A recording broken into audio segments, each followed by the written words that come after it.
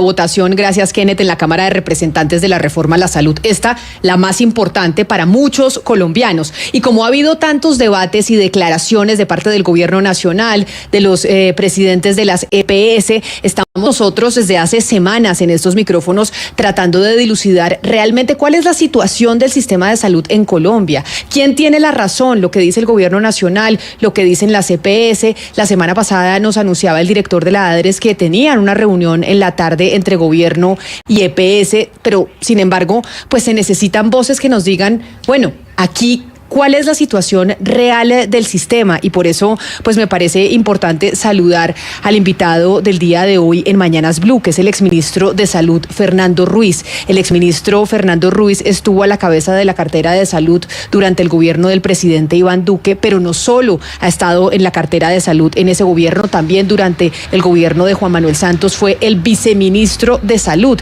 y creo que es una de las voces más autorizadas para hablar del sistema en Colombia. Exministro Ruiz, mil gracias por estar en estos micrófonos de Mañanas Blue. Bienvenido y gracias por atendernos.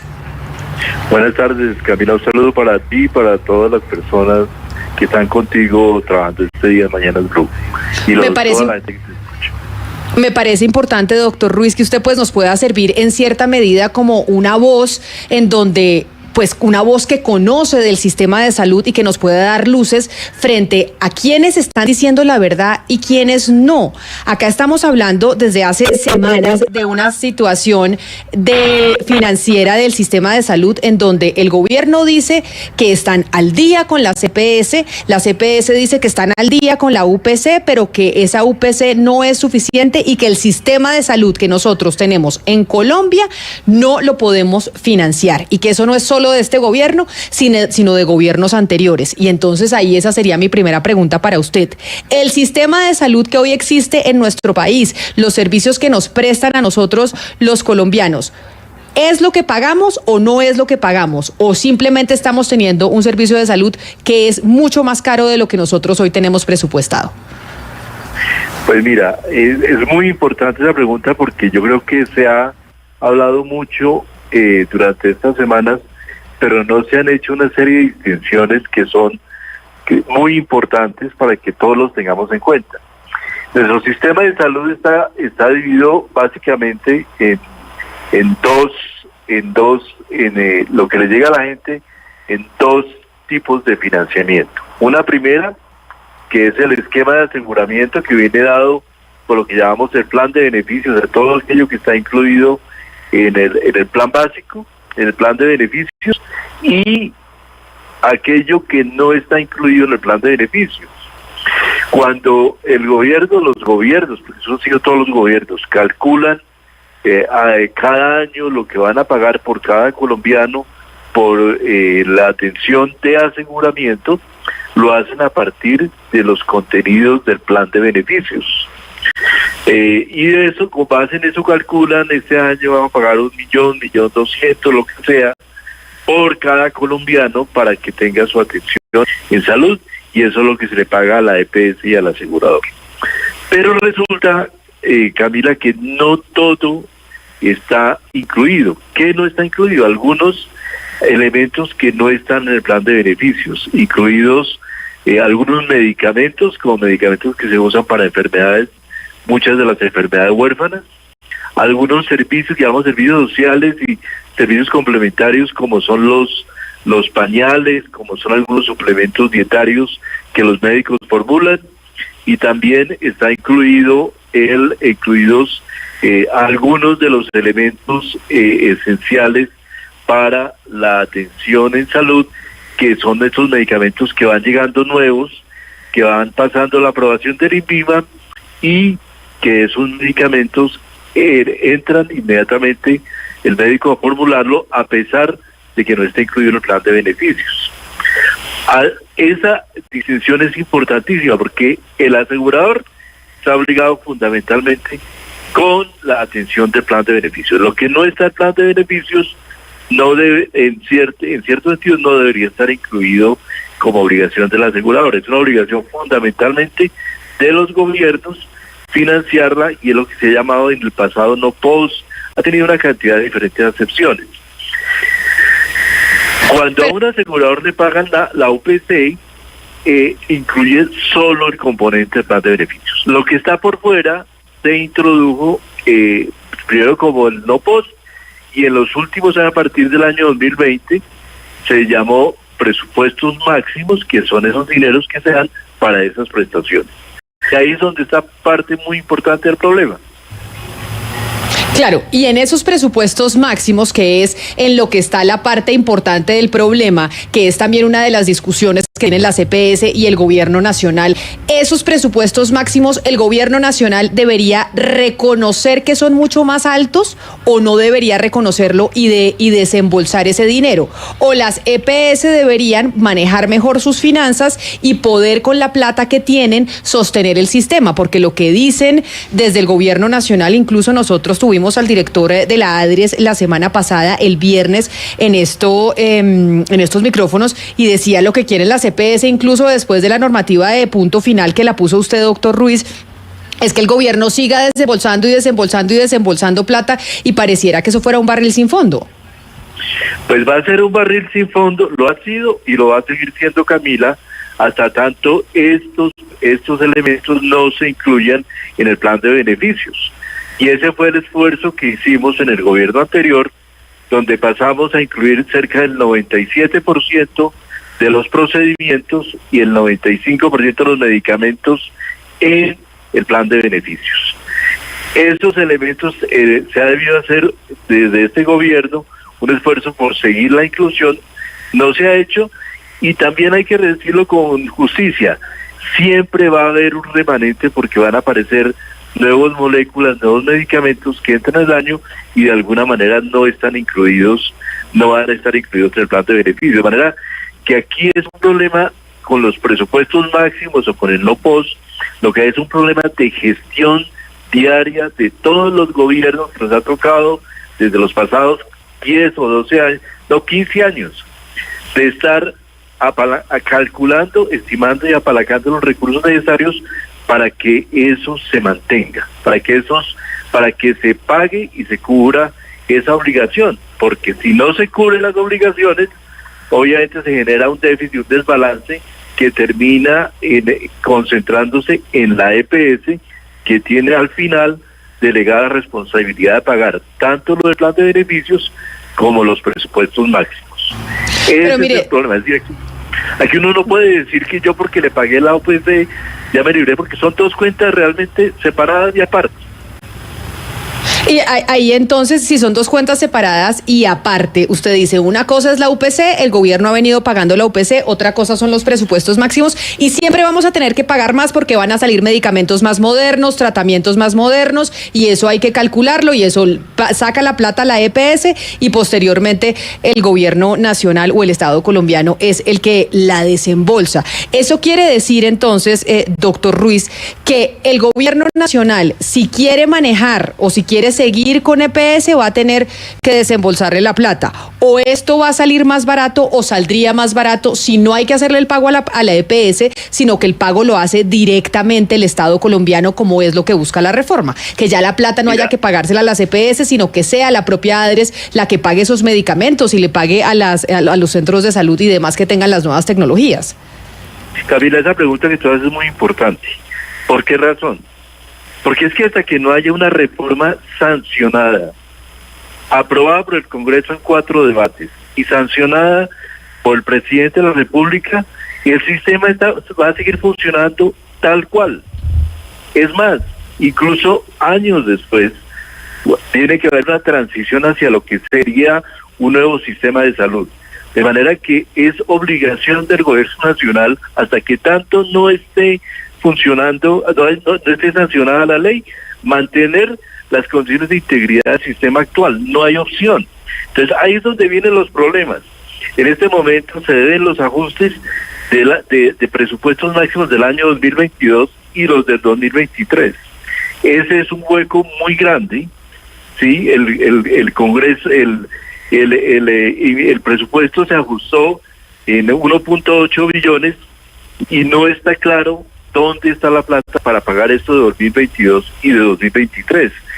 Para darte un ejemplo, nosotros cuando nos fuimos en agosto del año pasado, dejamos calculados los ajustes, porque es que el presupuesto máximo se paga en dos partes, una parte histórica, que es lo que se paga con la ejecución de 3 años anteriores, y una parte que debe hacerse entre el Ministerio de Salud y las EPS, una revisión y pagar el excedente de lo que pagaron las EPS. Para esa revisión nosotros dejamos 700.000 millones, entonces se consumió prácticamente 8 o 10 meses para entregar esos recursos. Aquí hay un problema fundamental con nuestro sistema de salud, es que es un sistema muy frágil al flujo de fondos. Los recursos del sistema de salud son muy limitados y cualquier reducción en el flujo de fondos inmediatamente impacta a la EPS, y si la EPS se impacta a la IPS, impacta la provisión de medicamentos, impacta el servicio, impacta absolutamente todo. Claro, usted dice que nuestro sistema es muy frágil a la fluctuación de los precios y a las nuevas tecnologías y demás, y por eso parece un efecto dominó. Pero la exministra Carolina Corcho en estos micrófonos, doctor Ruiz, nos dijo que el aumento, por ejemplo, y me imagino que así habrá sido con presupuestos máximos también, el aumento de la UPC en el gobierno del presidente Gustavo Petro fue de más de 2 puntos de lo que había dejado el gobierno del presidente Iván Duque, que era el gobierno al que usted perteneció. Oigamos lo que dijo específicamente, que es cortico, la doctora Corcho sobre ese punto. El aumento de la UPC que se hizo ha sido el más alto de la historia. Cuando yo me posesiono como ministra de Salud, el gobierno de Duque tenía proyectado un aumento del 14%. Aquí no se aumentó el 14%, se aumentó al 16.2% la UPC, por encima del crecimiento de la inflación. Ahí eso refiriéndose a la UPC, que imaginamos esa misma lógica también se trasladó al tema de los presupuestos máximos. Entonces, sí es cierto que el sistema de salud, pues parece que nunca siempre vamos a tener que sacar más plata del bolsillo de los colombianos para poderlo pagar. Mira, aclaremos los temas. Primero, es cierto que el incremento que hizo en la gestión de la ministra Corcho, ha sido uno de los más altos, o probablemente el más alto, en los últimos tiempos. Pero también es cierto que la inflación que se presentó en los últimos años también ha sido la más alta en los últimos tiempos. Y ese es el primer punto, lo cual nos lleva a preguntarnos que cómo se calculó el ajuste de la UPC para el año 2023. Creo que hay una necesidad de que los académicos revisen ese estudio que se llama estudio de suficiencia y realmente mire, porque hay una serie de cuestionamientos y de inquietudes sobre la fórmula de cálculo. Pero bueno, ese es un punto. El punto allí crítico es, ese incremento se hizo sobre solamente la parte de la UPC, no de los presupuestos máximos. Los presupuestos máximos se calculado con un histórico de 3 años atrás que no necesariamente es el 16%, puede ser bastante menos. Entonces, lo que hay que tener claro es que no se puede confundir que porque se aumentó un 16% la UPC, se aumentaron inmediatamente 16% los presupuestos máximos, porque como decíamos desde el principio, son 2 cuentas separadas aparte, cada una con su lógica y cada uno con sus recursos. Una preguntita para detenernos en este tema de la UPC. Esa metodología, ese cálculo de que, pues, supongo unos expertos, unos técnicos en el Ministerio de Salud se sientan, bueno, ¿cuánto vamos a incrementar el UPC? Ese día que el viernes pasado que entrevistábamos a Félix Martínez de la ADRES, a mí me contaron, alguien que participó en ese comité, que los datos del 2023, ese aumento del 2023, se hizo con datos del 2021. Eso siempre es así, es decir, porque si eso es cierto, muestra pues un desfase de implementar el precio un año con los datos de otro año. ¿Eso se hizo así en el 2023 y siempre se hace en los años anteriores?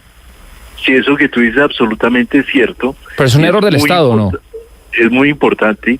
La verdad es que siempre se hace con 2 años antes. ¿Por qué? Porque los datos no alcanzan a cerrarse del año inmediatamente anterior. O sea, 2023 se calcula con el año 2021.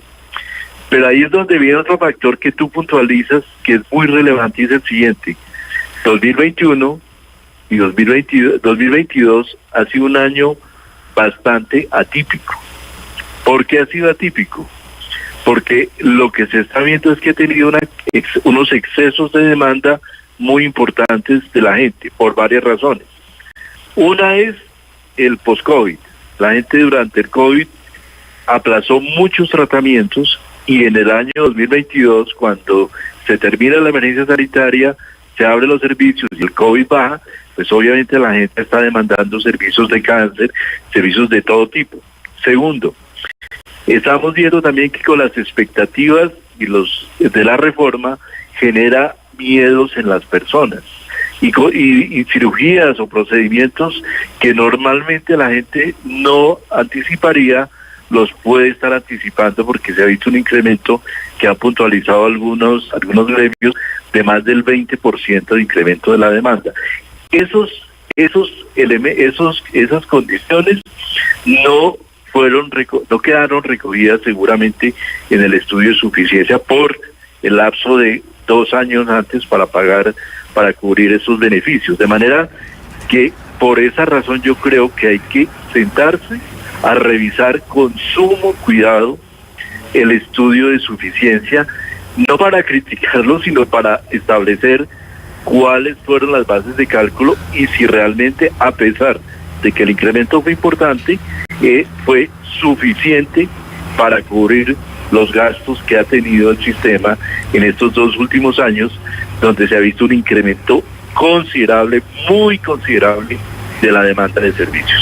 Sí, pero doctor Ruiz, la crisis no es solo de estos 2 últimos años, no solo obedece a la pandemia, no solo obedece al 2022, donde la gente empezó a salir a hacerse tratamientos por la expectativa de la reforma o porque estábamos guardados en las casas durante el COVID-19. Mire, un colega suyo, el exministro de Salud, Augusto Galán, nos dijo aquí en estos micrófonos el 9 de agosto que esta crisis no es nueva y no obedece al 2022, que esto es un problema estructural del sistema. Escuche usted lo que nos dijo el doctor Galán aquí sobre este mismo tema, en donde también lo indagamos de qué es lo que está pasando con el sistema en Colombia. Ese problema de caja, Sebastián, no es un tema nuevo ni de este gobierno. Eso hace parte de ese problema de fondo del cual se desprende lo que como consecuencia termina en un problema de caja. Porque si los servicios que tenemos que prestar nos cuestan más y la unidad de pago por capitación no es suficiente para atender adecuadamente esos servicios, pues ahí se van acumulando unas deudas hasta que llega a los problemas de caja que hoy tenemos.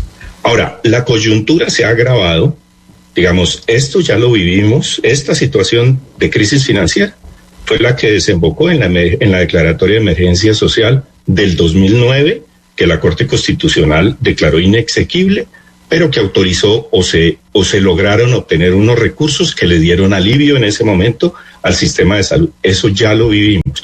Lo volvimos a vivir cuando se igualaron los planes de beneficio en el 2014-2015 como producto de la ley estatutaria y darle cumplimiento a la sentencia T760. Allí hubo un incremento de recursos que eso también hay que reconocerlo. El Estado colombiano ha hecho un esfuerzo muy grande a lo largo de estos 25 años para llevar el nivel de gasto al nivel que hoy lo tenemos, pero eso todavía sigue siendo insuficiente.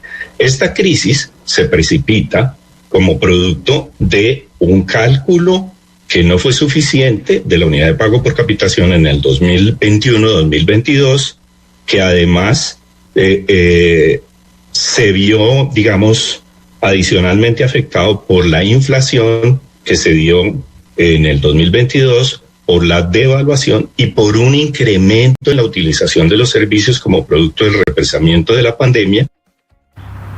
Ahí entonces, doctor Ruiz, como escuchaba usted al doctor Galán, hubo, o lo que él menciona como experto también en el tema, es que hubo un error de cálculo en el 2021, de 2021 a 2022, que era pues el gobierno, la etapa que correspondía a su administración en el Ministerio de Salud.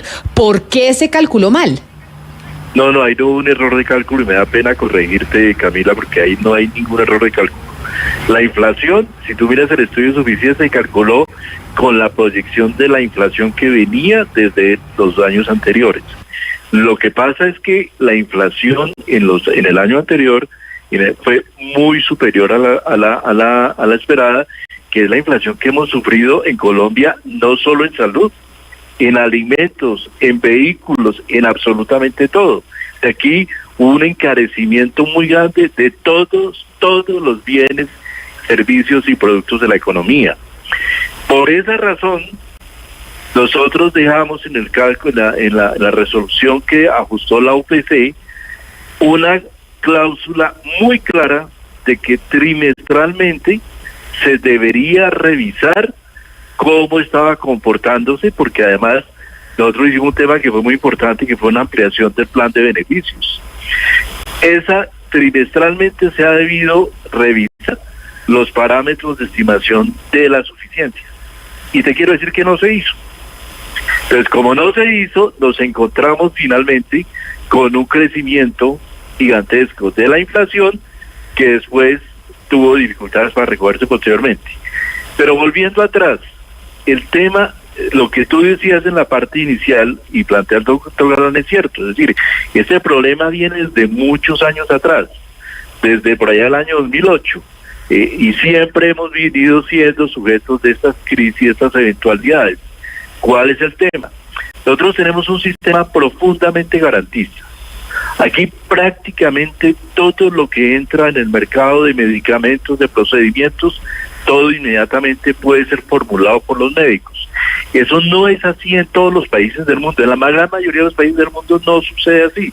Simplemente la gente va, si no hay el servicio, si no hay la atención, se empiezan a dilatar, se generan listas de espera, la gente, las entidades van ajustando sus costos, sus gastos a la disponibilidad de recursos, y el que termina sufriendo finalmente es el paciente, con demoras muy largas en los procedimientos, en la entrega de medicamentos y todo lo demás. Nosotros tenemos un sistema que es profundamente garantista, donde si la persona no recibe el servicio, no recibe el medicamento, inmediatamente pone una tutela e inmediatamente se da. Eso es lo que empuja esta dinámica tan grande de un sistema profundamente presionado por el tema financiero, y ahí es donde está el oficio del ministro de Salud, del ministro de Hacienda, de estar permanentemente vigilando. Y tú le puedes preguntar a todos los que hemos sido ministros de Salud, una parte muy importante de nuestro tiempo y de nuestras angustias ha sido durante los pasados 15 años ver cómo logramos estar inyectándole permanentemente servicios de recursos financieros al sistema para que el sistema no se funda, no se colapse en un problema de atención. Y ahí es donde yo creo que está parte muy importante del oficio. Entonces, al final, se van acumulando, como se han venido acumulando, unas deudas muy importantes que se generan en las IPS, en los hospitales, pero donde también hay que tener una claridad de que esas cuentas tampoco son del todo claras, porque aquí llevamos también 15 años hablando de que la cartera, el año pasado algunas declaraciones que eran hasta de 50 billones, se confunde la cartera corriente con la cartera... Ese punto me parece importante, doctor Ruiz, y es cuando usted dice esas cuentas tampoco son tan claras. Esas cuentas que usted dice que no son tan claras, que es uno de los argumentos que presenta el gobierno nacional, actualmente el gobierno del presidente Petro, es que esas cuentas que presentan las EPS, pues a veces no son tan claras por cuenta de que también tienen hospitales y tienen otros servicios y se confunde una cosa con la otra. ¿Usted coincide desde el gobierno, cuando usted estaba ahí, que a veces las EPS tienen que presentar esas cuentas de una manera más diáfana? Sí, pero mira, más, yo creo que el que tiene primero la claridad es el gobierno y es el ministerio. Es decir, si yo tomo las cuentas que me trae un gremio, las de cartera, y las presento como las deudas de cartera, pues tengo que tener la claridad de que esa cartera corresponde a quienes están afiliados a ese gremio en particular. Primera consideración. Segunda, el ministerio tiene sus propias cuentas, que son las que son las, digamos, oficiales públicas, que son las de la circular 30. Pero aún en esa cuenta, imagínate, Camila, que hay unas discrepancias tremendas. Por darte un ejemplo, simplemente el total de la cartera que presentan las IPS en el régimen contributivo para el junio de este año, junio 30 de 2023, son de 21,5 millones de pesos. Las cuentas que presentan las EPS son de 9.500.000 pesos, o sea, prácticamente la mitad. Entonces, uno se pregunta qué es lo que sucede acá, por qué hay esas discrepancias tan gigantes entre la cartera que presenta las IPS y la sociedad que presenta la IPS, y hay varios factores. Hay un tema histórico en el sistema de salud colombiano de no descontar las cuentas en los estados financieros, de las IPS en especial, de las EPS también, pero muy especialmente de las IPS. ¿Por qué razones? Imagínate que un gerente de una entidad pública no tiene prácticamente ningún incentivo, así le paguen los recursos para pagar para bajar esas cuentas, para castigar esas carteras, porque simplemente cualquier castigo de cartera le abre inmediatamente un proceso en la Contraloría General de la Nación. Eso por un lado. Por otro lado, te doy el ejemplo de Punto Final. Nosotros en Punto Final, que es un ejemplo muy interesante, muy bonito, el presidente Duque se comprometió a hacer acuerdo de Punto Final. Vamos a pagar las deudas viejas de mayores de 360 días del NOPOS. Abrimos la ventana para que nos trajeran las cuentas. Nos llegaron cuentas, primero hablaban de que las cuentas eran 25 billones de pesos. Nos trajeron la cuenta y solo nos trajeron 16 billones. Ahí bajó de 25 a 16, 9 billones de pesos. Finalmente, solo se pudieron verificar y pagar 7.2 billones de pesos. Doctor Ruiz. Y perdóname para terminar, cuando fuimos a verificar dónde estaba, dijimos, bueno, esto ya debe bajar y aliviar en los estados financieros. Pues no se descontaban los estados financieros, se descontaban deudas mucho más viejas, otro tipo de deudas, pero no las que estaban aplicando. De manera que aquí hay un problema muy complejo de contabilidad de cuentas que es necesario dilucidar y revelar y no estar utilizándolas permanentemente para hacer aseveraciones que son más de tipo político que realmente que técnico.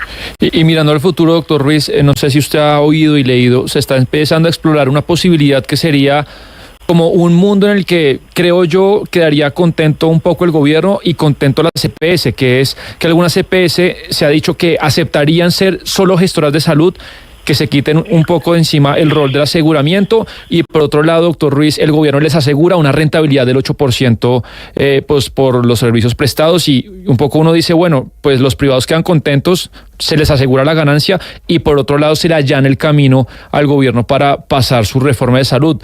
En caso de que eso llegue a pasar, pues me gustaría oír, uno, qué opina de ese escenario, y dos, pues qué pasaría con el sistema de salud colombiano si pasa eso, si el rol del aseguramiento privado desaparece en el sistema. Pues mira, el problema de eso es que todo el mundo queda contento. Quedamos contentos por 6 meses, máximo un año, ¿sí? Todo el mundo, las EPS tranquilas, se dedican simplemente a pagar cuentas, a gestionar el riesgo y a pasar las cuentas, a hacer la contabilidad de cuentas médicas, y simplemente descuento mi 8% por un negocio muy sencillo, muy simple, muy bonito y muy tranquilo. Las IPS, a mi manera de ver, como un análisis muy ligero, dicen a mí que me mande la plata directo por flujo de fondos, pero ¿quién es el que termina pagando eso? El paciente, ¿sí? Porque al paciente le dan lo que simplemente haya, le van a dar simplemente lo que haya. No va a haber una garantía expresa como la hay hoy en día de que usted tiene de que la EPS, un agente sujeto pasivo, tiene la obligación de responder por usted. La EPS, usted le va a decir a la EPS, ¿por qué no me dieron tal atención? La EPS va a decir, no, simplemente yo ya no soy asegurador, yo simplemente pago y tramito lo que ustedes lo iban a tramitar. Y lo más grave es que ese sistema va a terminar colapsando porque no hay plata para pagar todo eso. Al final, si no hay un sistema eficiente como el que se tiene ahora, donde los recursos se utilizan de manera eficiente y el mismo que gestiona el riesgo gestiona lo financiero, lo que sucede es que los recursos van a ir por un lado, y cuando no haya plata para manejar los tratamientos, simplemente se acabó la plata y usted tiene que esperar hasta que le llegue la atención del servicio de salud. ¿A quién va a tutelar? ¿A la EPS? La EPS ya no tiene la obligación. ¿A quién va a tutelar? Al Ministerio de Salud. El Ministerio de Salud dice, no, tranquilamente, yo no soy la entidad que se encarga de prestar el servicio. La ADRES dice, yo solo voy a ser financiero. Entonces, a los centros de atención primaria voy a tutelar. Son entidades que probablemente tengan unas personalidades jurídicas o no la tengan, o sea, muy débiles. De manera que ahí lo que va a haber finalmente es un deterioro de la atención en salud, en un esquema de eso donde en principio todos quedan contentos y al final termina pagando el paciente. Doctor Ruiz, pero entonces en ese orden de ideas donde usted dice este arreglo que parece al que se está llegando de lo que hemos podido averiguar con las diferentes entrevistas, en donde pues ya las EPS dijeron sí, estamos dispuestas a ser gestoras en salud, no debería darse porque los afectados vamos a ser nosotros. ¿Usted considera desde su experiencia que el sistema debería dejarse como está, haciéndole unos ajustes para mejorar la atención? ¿Usted es de los que cree que las EPS no deberían acabarse y deberían seguir siendo aseguradoras? Yo soy de los que piensan que se debe preservar el aseguramiento. No necesariamente tienen que ser EPS, sino que este debe seguir manteniéndose como un esquema de aseguramiento, donde quien maneja el riesgo y la enfermedad de las personas tenga también el manejo financiero de lo que detrás de esa persona está. Porque si no es eso, terminamos en un sistema profundamente inequitativo, donde aquellos que tenemos la posibilidad de pagar una medicina prepaga o un aseguramiento privado, vamos a terminar corriendo a pagar unas primas bastante altas, porque van a crecer en su monto, y la gente menos pudiente, la que tiene y la que ha tenido el mayor acceso, va a terminar pagando de su bolsillo la atención y los servicios de salud, o no teniendo la atención porque los recursos, cuando no alcancen, simplemente se acabaron. Yo puedo poner el ejemplo de México. México decidió, el manejo es público, el año pasado decidió el presidente recortar el 40% del gasto en salud, pasarlo a otro rubro, y la plata quedó ahí, y toda la gente sufriendo inmediatamente por los procesos de atención y servicios de salud. Yo nunca he tenido ninguna relación económica de ningún tipo con ninguna EPS. Simplemente lo que no las defiendo, no, yo creo que las de EPS tienen temas muy negativos, han tenido problemas de gestión graves también, han habido problemas de corrupción también en algunas EPS, especialmente algunas EPS más territoriales. Pero hay muy buenas EPS, en primer lugar, pero yo sí creo que lo que hay que preservar por encima de todo es un modelo de seguridad social y un modelo de aseguramiento que en esta reforma lo veo completamente diluido. Usted que estuvo en 2 gobiernos, usted que fue ministro, fue viceministro, conoce el sector salud, pero también conoce cómo funciona la dinámica en el Congreso de la República y cómo funcionan las dinámicas políticas que al final estas reformas obedecen a ellas. ¿Usted cree, doctor Ruiz, que esta reforma se va a terminar aprobando, sí o no? Por cuenta de lo que hemos visto y de lo que hemos escuchado de las EPS que ya están dispuestas a ser gestoras de salud, que ya se está llegando pues a una especie de acuerdo, por lo menos eso es lo que parece. ¿Usted cree que el sistema de salud en Colombia finalmente se va a transformar y esta reforma va a pasar con algunas cosas distintas a lo que planteó el gobierno nacional, pero finalmente tendremos una reforma al sistema? ¿Quieres mi visión optimista o pesimista?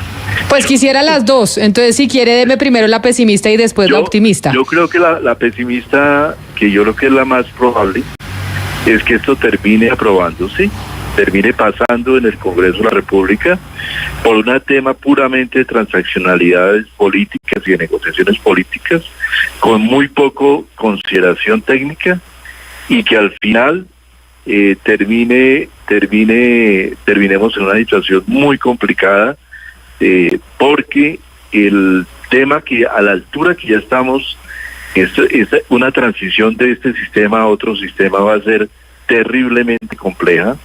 Y yo creo que allí es donde los colombianos, especialmente, y ahí viene mi optimista, yo todavía soy optimista de que la opinión pública dé una demostración, demuestre a sus congresistas que si ellos son perjudicados por las decisiones y el voto que hagan en el Congreso de la República, se lo cobren en el año 2026, como lo planteó el exministro Echeverri.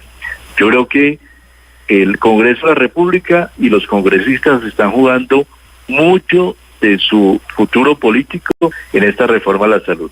Esa es la reforma más importante, social más importante de un país, es la más importante de Colombia, es la única reforma que donde hay una cobertura del 100% prácticamente de toda la población. Es la única reforma que tiene un efecto inmediato en la reducción de la pobreza por la reducción que hace del gasto de bolsillo. En Colombia el gasto de bolsillo es el 14%. De 100 pesos que pagamos en salud, solamente pagamos 14 pesos de nuestro bolsillo. Si usted va a todos los países de Latinoamérica, están entre el 32 y el 45 hasta el 50% de gasto de bolsillo. O sea, de los procedimientos, una persona con un cáncer termina pagando la mitad de su quimioterapia, de su radioterapia, de su propio bolsillo de las familias. Este sistema de salud, Camila, tuvo la capacidad de atender el COVID, atender casi 100.000 personas en unidades de cuidado intensivo, y esas personas pagaron 0 pesos.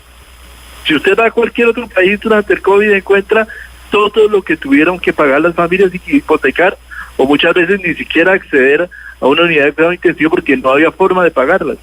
Entonces yo creo que ahí es donde con estos que están jugando los señores congresistas, y es donde yo creo que tienen que ponerse realmente la mano en el corazón y tener una claridad muy grande de con qué están jugando en esta reforma social, en esta reforma de salud, y cuáles son los efectos regresivos que puede generar esta reforma. Pues precisamente por esa visión optimista que tiene usted, doctor Ruiz, es que nos parecía importante hablar con usted, porque pues la ciudadanía es la que tiene que saber lo que está en juego, lo que se va a cambiar, lo que va a permanecer, y por eso su voz era muy importante para nosotros en estos micrófonos y hacerle seguimiento a lo que está pasando con la reforma, que nos parece pertinente los ciudadanos estén enterados. Exministro Fernando Ruiz, mil gracias por habernos acompañado hoy aquí en los micrófonos de Blue Radio. Bueno, Camila, muchas gracias, un saludo a todos. Un saludo muy especial y muchas gracias por su tiempo. Pues por esta visión optimista que tiene